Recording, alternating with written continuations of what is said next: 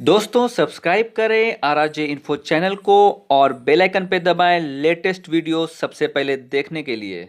नमस्कार, सलाम, वेलकम, सत श्री अकाल। मैं आपका दोस्त, मैं आपका भाई आरआरजे आप सभी का स्वागत करता हूं आरआरजे इन्फो चैनल में। और दोस्तों आप सभी लोग कैसे हैं? सब बढ़िया, एकदम फर्स्ट क्लास। दोस्तों आज के इस वीडियो में हम लोग बात करने वाले हैं क्योंकि आप में से बहुत से लोगों ने मुझसे पूछा है एक सवाल।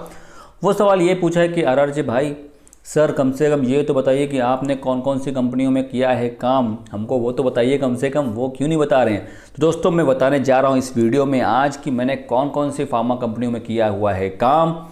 एमआर से लेकर के एबीएम की पोस्ट, सीनियर एबीएम की पोस्ट तक मैंने किया हुआ है काम और चल रहा है वैसे भी काम।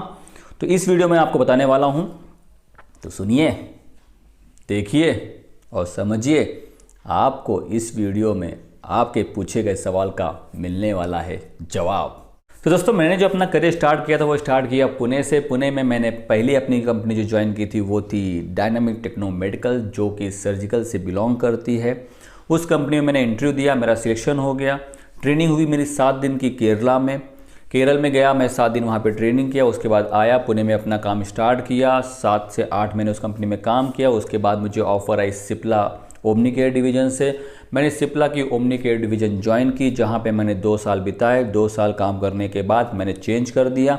फिर मैंने पैनेशिया बायोटेक कंपनी ज्वाइन की। पैनेशिया बायोटेक वो भी पुणे में ही, वहाँ पे मैंने काम किया कुछ अमूमन 1.5 से 2 साल काम किया। 1.5 से 2 साल काम करने के बाद मुझे ऑफ़र आई रैनबैक्सी की डिवीज़न एसआरएल, जो कि पैथलैब से बिलोंग करती है। वहाँ पे मैंने कुछ 6 से 8 महीने काम किया, लेकिन वो फील्ड मुझे समझ में नहीं आ रही थी क्योंकि पूरा सेक्टर मेरा चेंज हो गया मेडिसिन लाइन से पैथलैब में।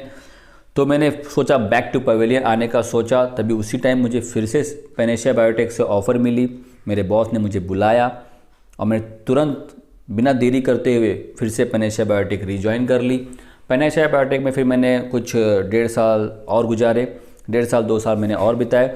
उसके बाद फिर क्या हुआ, मुझे एमएनसी कंपनी, मतलब एमएनसी मतलब क्या कि उनके 3 ब्रांड बन के आते थे यूके से और वो यहाँ पे उनकी मार्केटिंग करते थे। नाम था न्यूट्री इंटरनेशनल। उस कंपनी में मुझे ऑफ़र आई as a ABM area business manager की ऑफ़र आई। मैंने बिना सोचे बिना देरी किए हुए मैंने उस कंपनी को ज्वाइन किया एज ए एबीएम। वहाँ पे मैंने अपना करियर स्टार्ट किया एज ए एबीएम। वहाँ पे मैंने कुछ 1.5 साल काम किया। 1.5 साल काम करने के बाद सिप्ला ओमनी केयर जो डिवीज़न थी ओमनी केयर, वो कन्वर्ट हो गई एक्सपेक्ट्रा केयर में।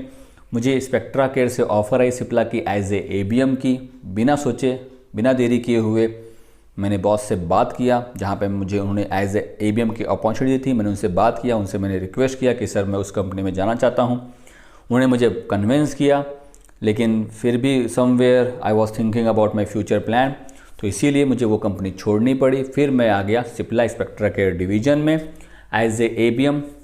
उस कंपनी में मैंने काम किया नियर अबाउट 2 साल मैंने सिप्ला में काम किया है एज ए एबीएम। तो अगर मैं बात करूँ मेरे एबीएम की एक्सपीरियंस के बारे में, तो मुझे 4 से 4.5 साल का एक्सपीरियंस है एज ए एबीएम। और एमआर भी कुछ 6 साल पकड़ के चलिए, 6 से 7 साल टोटल।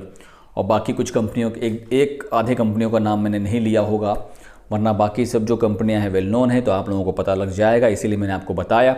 उस कंपनी में मैंने काम किया हुआ है। बहुत ही अच्छा एक्सपीरियंस है दोस्तों, इन्जॉय किया है। अभी भी काम चल रहा है, ऐसा नहीं कि काम नहीं चल रहा है, फील्ड में हूँ, चल रहा है अपना काम, अच्छा लगता है। तो दोस्तों जो भी मेरा एक्सपीरियंस मैंने आपको बताया है उसमें मैंने बहुत ही इन्जॉय किया है। सेल्स का प्रेशर था, सेल्स का प्रेशर अभी भी है, वो तो रहेगा ज़िंदगी भर, वो कहीं जाने वाला नहीं है प्रेशर को। लेकिन कैसे हमको लेना है, कैसे स्मार्ट वर्किंग के साथ हमको उसको हैंडल करना है, ये अपने हाथों में होता है। अगर आप किस तरीके से उस प्रॉब्लम को फेस करते हैं, किस तरीके से उस प्रॉब्लम को टैकल करते हैं, कैसे सॉल्व करते हैं, वो प्रेशर उतना आप रिलीफ करते जाते हैं। सेल्स का इतना भी टेंशन दोस्तों मत लीजिए कि सेल्स का प्रेशर है, ये है वो है। दोस्तों मैंने भी लिया हुआ है और ले भी रहा हूँ, लेकिन हैंडल कर रहा हूँ चीज़ों को। प्रॉब्लम्स तो आती रहती हैं, फिर चाहे आप एमआर हो, चाहे एबीएम हो, चाहे आरएसएम हो, चाहे जेडएसएम हो, चाहे एनएसएम हो। आप इस फील्ड में हैं तो आपको हर स्टेप से ही गुजरना ही पड़ता है, आपको प्रॉब्लम को फेस करना ही पड़ता है। कहीं ज़्यादा तो कहीं कम, कभी ज़्यादा तो कभी कम, कहीं ज़्यादा तो कहीं कम, कभी ज़्यादा तो कभी कम, ये तो होता ही रहता है। लेकिन ग्रोथ अच्छी है, पैसा अच्छा है, लाइफ भी है, सब कुछ भी है।